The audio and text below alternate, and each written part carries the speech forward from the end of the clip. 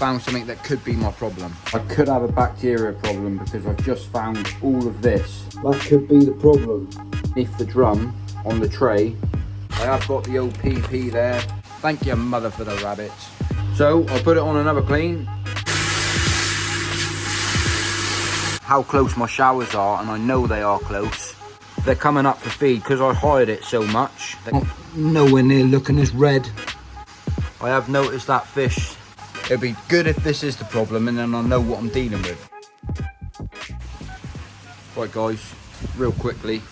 So just to bring everyone up to speed, recently I've been having a few issues in my koi pond. My previous 2 videos that I've put out, I've had problems going on and I'm trying to work out the problem. So I've been racking my brains all day today at work thinking, end result, I've had a few fish damage themselves.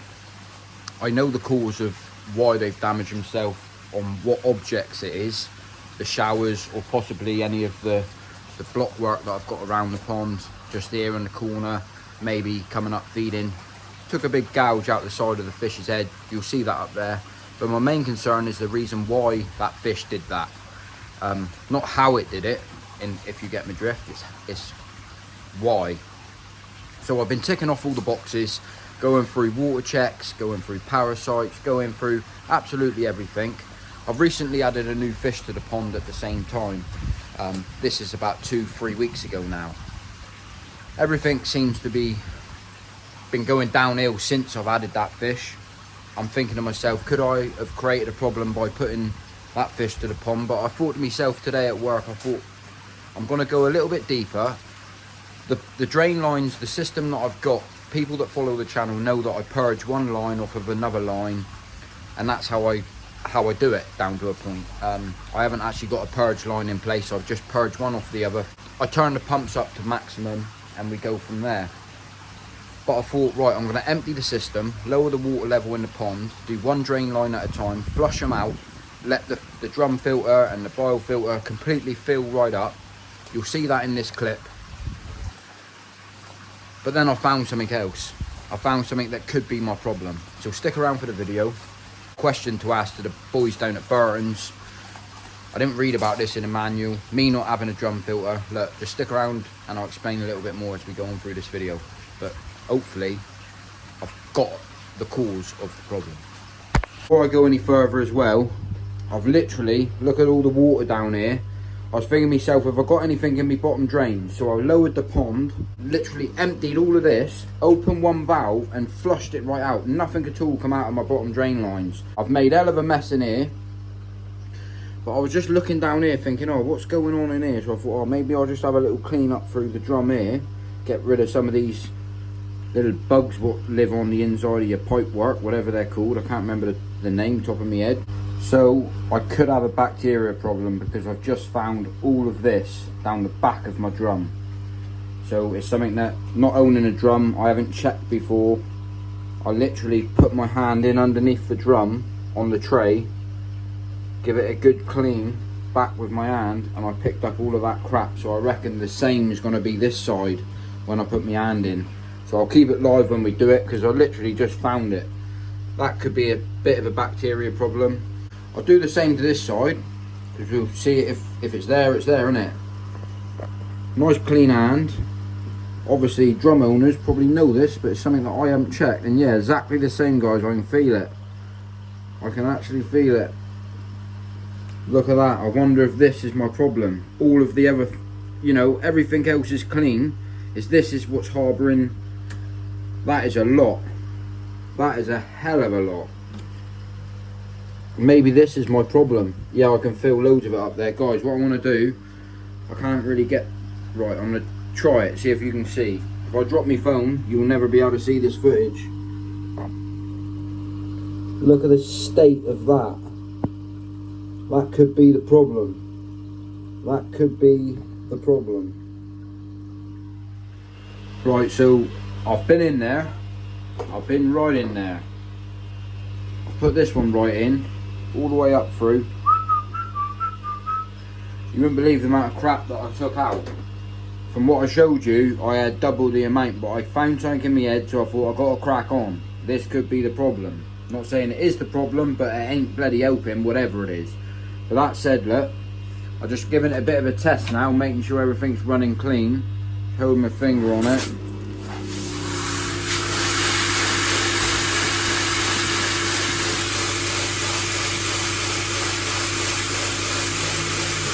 Stop, I found some more of these. I thought I had them all off.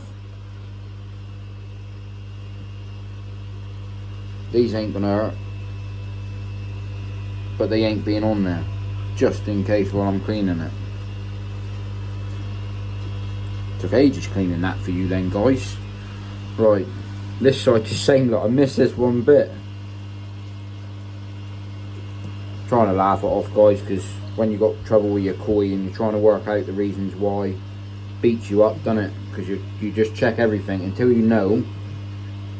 Be nice if you could actually go over and say to them, yo, what's up? What do you want me to do? What do you need? But you can't, because they don't speak to you. Even though I'm the whisperer, they don't even speak to me. Let's continue with the drum. So I'll put it on another clean.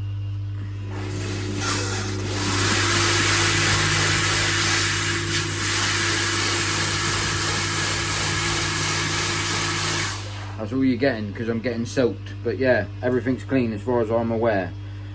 Definitely worth doing if you've got a drum filter. Me not having one, not realising, not knowing. I'm going to clean up. Look at the state of that. Clean up, and I might put a PP in the pond just to make sure. But we'll have a talk about that in a minute. So yeah, moving forward from that, guys. It'd be good if this is the problem, and then I know what I'm dealing with. Because I haven't found any of the parasites.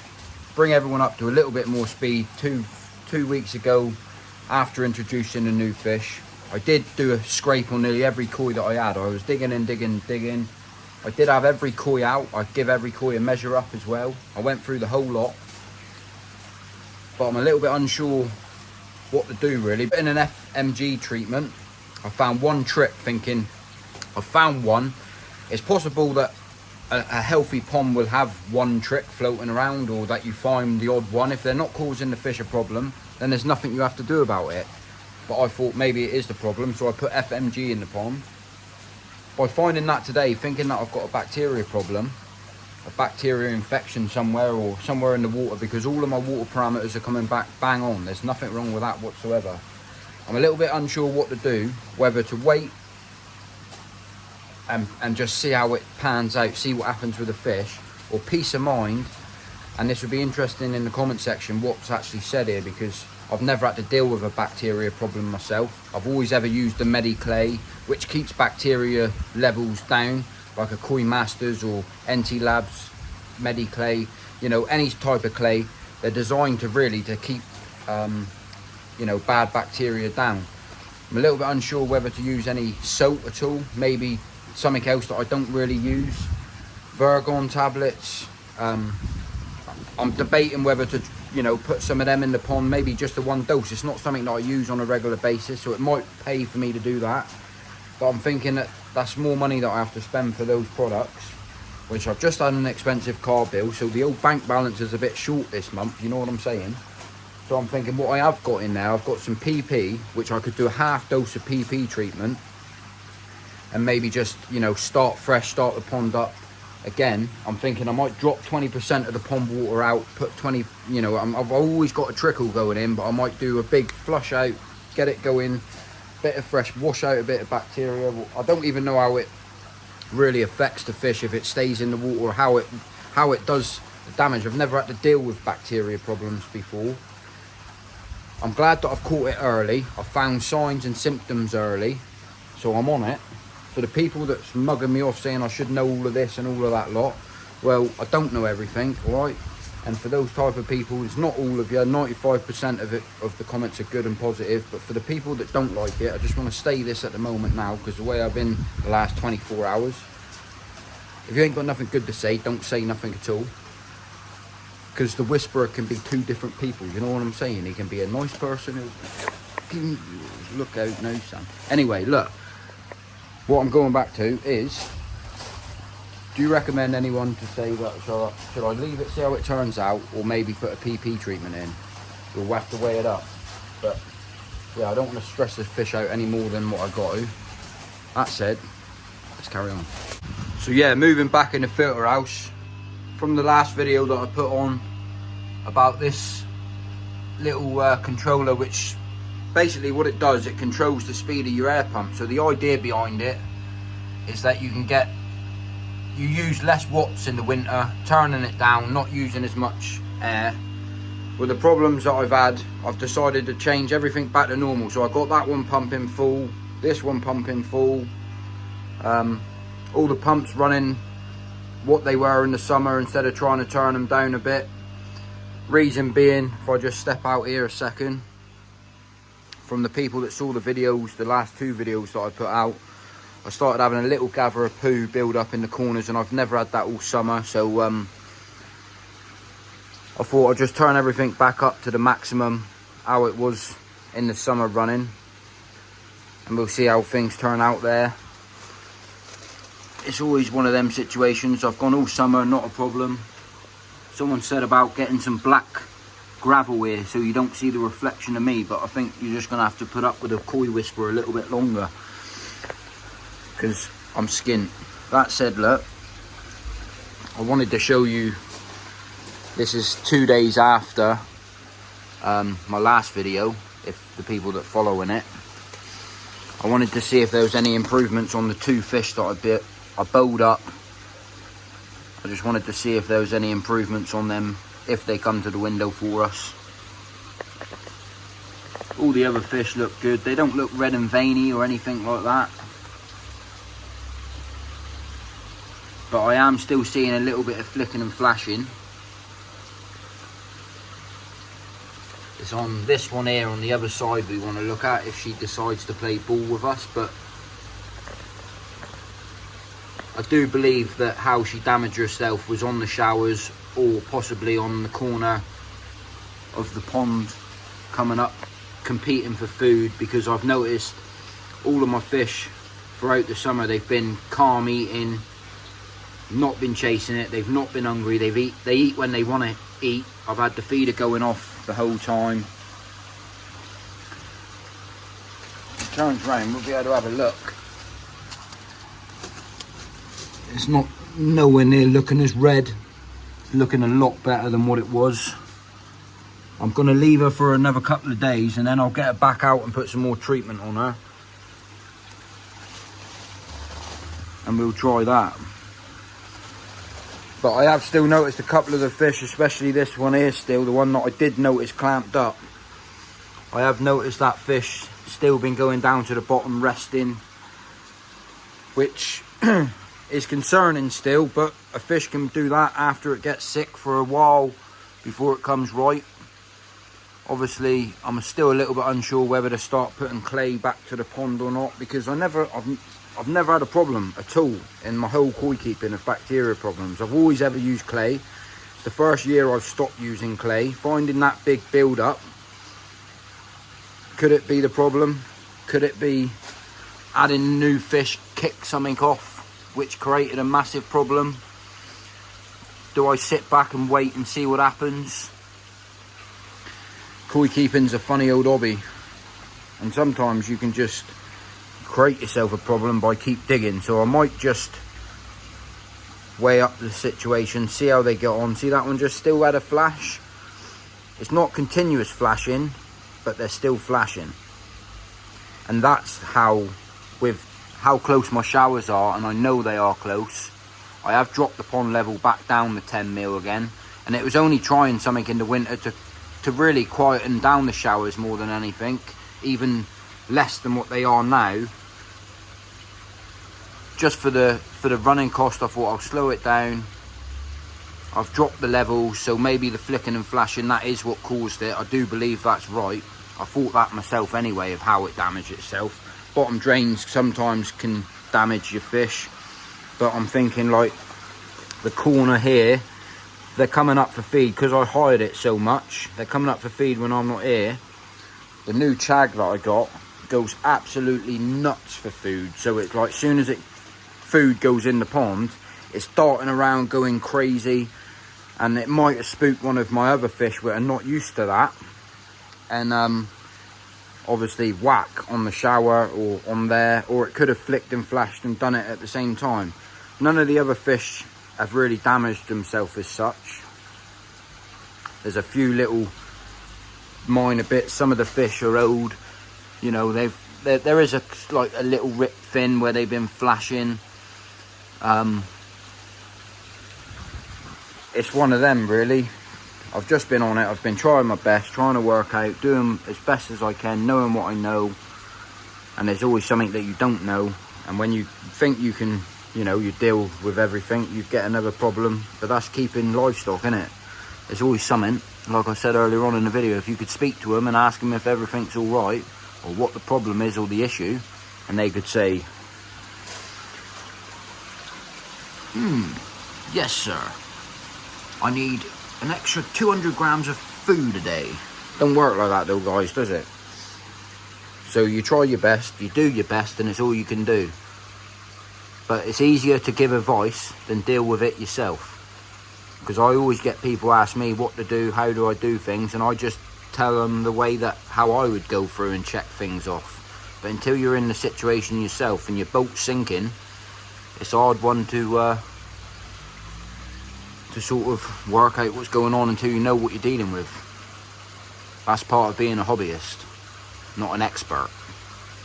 So yeah, I have got the old Koi Masters Advantage, and I have got the Mediclay, which does help treat for bacteria problems. But this is what I've got available on the shelf. I have got the old CT, but the trouble is why I'm not going to use that is because I struggle with my KH as it is. I'm constantly adding bicarbon. That says not to use unless you've got a KH of 7. So I don't know if it is possible to use or not. I'm not 100% on that. But yeah, I've got a few things here to play with. I have got the old PP there. Like I said, I'm not sure what to do at the moment. I might wait, I might even, you know, get a bit of advice from someone that's been dealing with it. I've also got this stuff I've never used before. I don't know if anyone's used it, but it treats bacterial infections. And I'm thinking with the 2 fish that I've got, could be a good idea maybe to add a dose of that. But I've never used it before. I've never heard of anyone using it. I got sent it by Burton's for me to try out, and I've never opened it or used it. I'll have to check the dates on everything as well. But yeah, that's what I've got available if I am going to do anything. And I need to put some WD-40 on that, because that there does me head in. But you don't see that on the videos. I am debating whether just to turn the heater back on and whack up the temps a bit as well, because we're at 14 at the moment. Temperatures are fluctuating during the day, up and down, constant battle. I turned it off because of the price of electricity. I use it in the summer because you're not fighting it as hard, it's not costing as much money to run.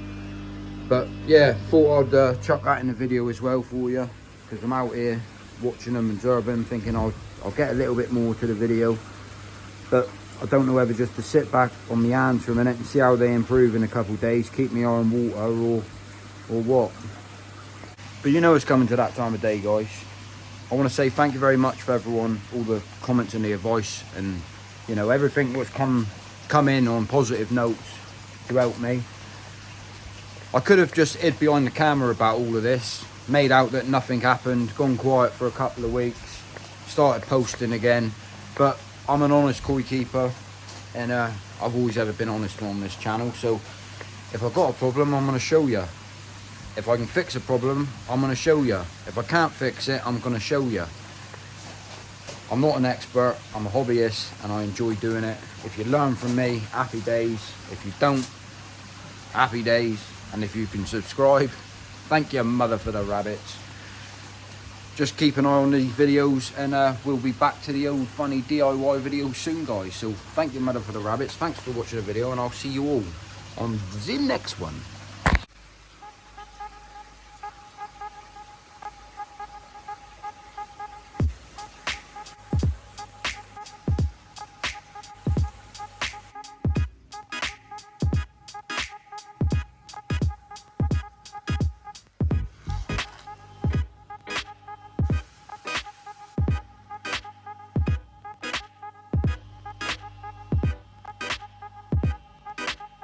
That's me, James the Koi Whisperer.